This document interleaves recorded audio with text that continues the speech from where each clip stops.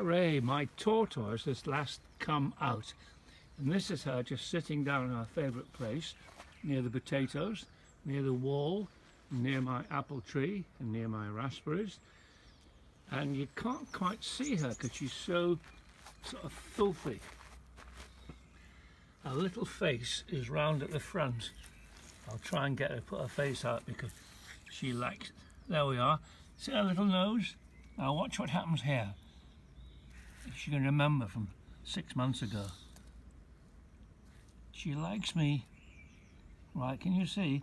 She likes having the tippy tip of her nose touched. When she's been out for a few weeks, there we are, she gets very, very keen on it. It's obviously a sensual satisfaction for her. There she is, she's coming out. Right, I'm now going to get some water.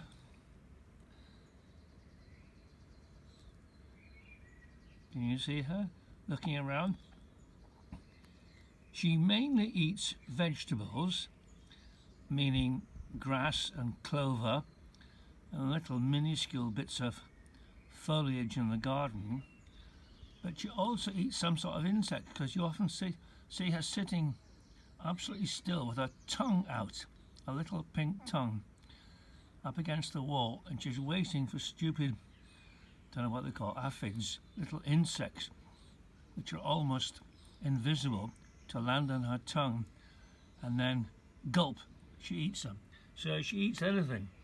We never feed her except for our amusement. The grandchildren give her raspberries or strawberries. I gave her one yesterday when she came out and she just ignored it. She likes carrots and she likes cucumber. Right, I'm now going to get some. Can you see her shell? I'm now going to get a bucket and water her. For 50 years, first of all, my children did this job, and then my grandchildren, but of course they're not allowed to come here at the moment. Right, I'm just finishing this video now. For 50 years, what we did after we washed her, we then oiled her to make her shell look really brilliant.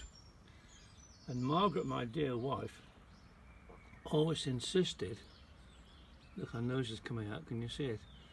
Always insisted that she got oiled with virgin olive oil.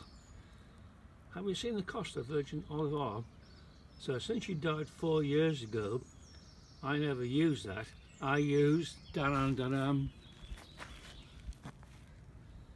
Morrison's, this is a pack shot, Morrison's cooking oil.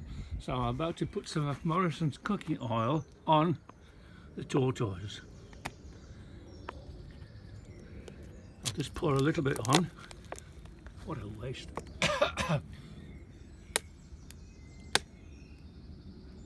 Oops. And I'll rub it in. Now, doesn't she look pretty? Look at that. That has brought up our colours. I think I'll wait till the girls come.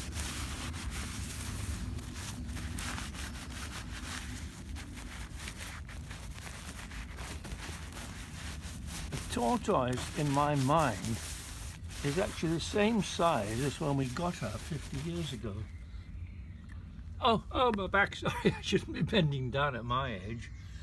I wonder who will last longer, me or the tortoise.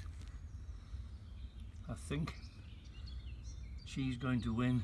Come on, where's your little mouth? Actually, I'll put her on the grass so you can see her better. Oh!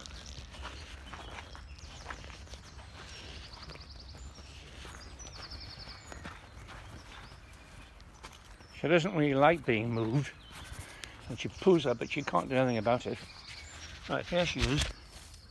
I've moved her onto the grass. So you can see her little nose now, can you see? And she's setting off down the garden.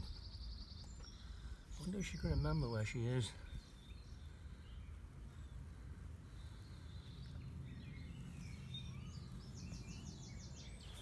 As she's been such a good girl and so patient,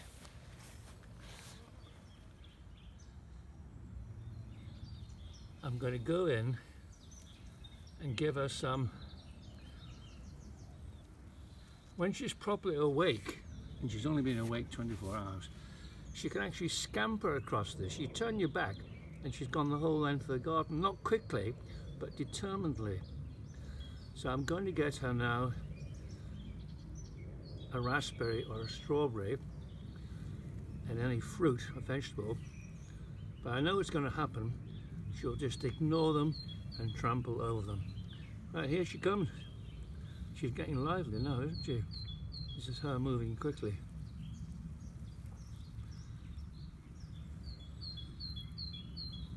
Can you hear a bird on the background?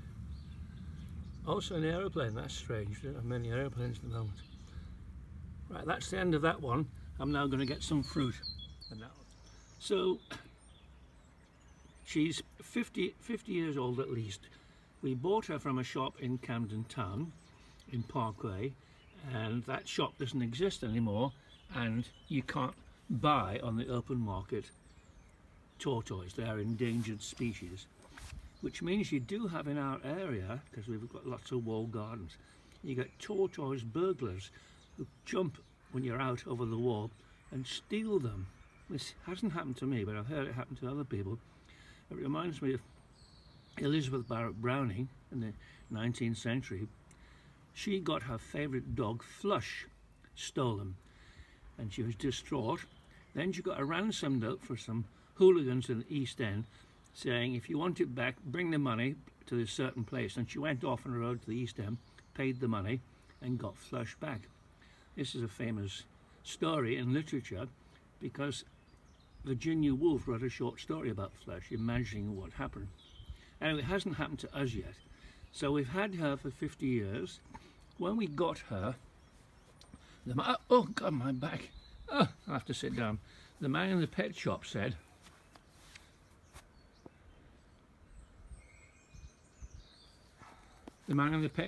just put her in the garage. I'm trying to put...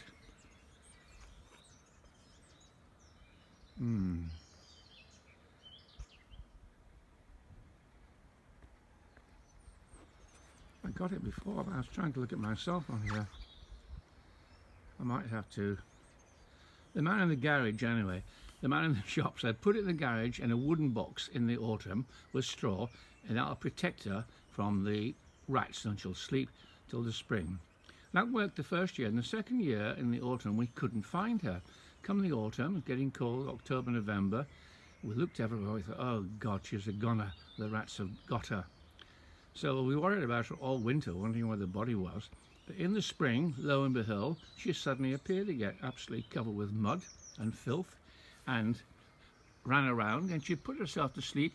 We think in the foliage there, underneath that, can you see my washing, by the way? I've just done my own washing, as I'm a domestic god on my own. So she puts herself to sleep somewhere against the wall, and she wakes up. So in 50 years we've never had to worry about her. In 50 years we've never had to feed her because she feeds herself. We never water her. We only give her food for our amusement, which is rather wasted. Look, it's still there. You think I can pick that up and eat it? I will get coronavirus. She'll never come back. The pigeons and probably the rats will get her. In all these years we've never spent a penny on her food or her water or on her health. We did have a dreadful accident about 10-20 years ago. I was doing the first mowing the lawn of the year about this time, and I had a hover mower. I have a push mower now because it's ecologically much sounder. So this hover mower was going down the middle, me pushing it, and I thought, that's a funny bump in the lawn. I wonder where that's come from. It wasn't there last year. And bloody hell, the stupid tortoise had this particular year put herself to sleep in the middle of the lawn. I sort of dug a little hole and I realised I'd gone over it with the hover mower, so I rushed over. The children were actually watching. They were playing in the garden. It was the day like this, the first day of spring. And I shaved the top, a little bit of the top of her shell. For many years actually you could quite see the thinness. Can you see the top of the shell? You can't really see it now, but there was a sort of thinness there. And the kids were screaming, shouting in hysterics, "You cruel, horrible man, what have you done? Take her to the Royal Fee Emergency. Go to a vet, get a doctor. She's going to die and you've killed her." Oh, look, her little nose is coming out. I said, but the whole point of a shell is to protect the body is inside. And look, she still can walk, she's still fit well, nothing wrong with her. And I was right, there was absolutely nothing wrong with her whatsoever. And she survived, and she, you can't really see the thinness now on the top of her shell now. Any tortoise experts might be able to see a slightly different changing. So in these 50 years, we have never spent a penny on medical bills. We've never spent a penny on feeding her or looking after her. She's been no trouble. She loves coming into the back garden, back house, because we have, oh, I'll try and show it to you where it is. We've got, look at those lovely flowers. We've got a polished wooden floor just through there. You can't quite see it. And the tortoise, you can't believe it, will climb up on that step. She levers herself up the step. She gets down this step here. She levers herself up this step. And her passion in life is to get into our back kitchen for this polished floor where she slides around. If we're not watching, she comes in and slides around this floor. But the awful thing, she hides behind the couch there. And she might stay overnight. And what she does, she shits under the couch. And it's quite a sweet little poo, but it's quite smelly. Anyway, I have this fantasy that she thinks she's skating. She thinks that she slides around it. She thinks it's an ice rink.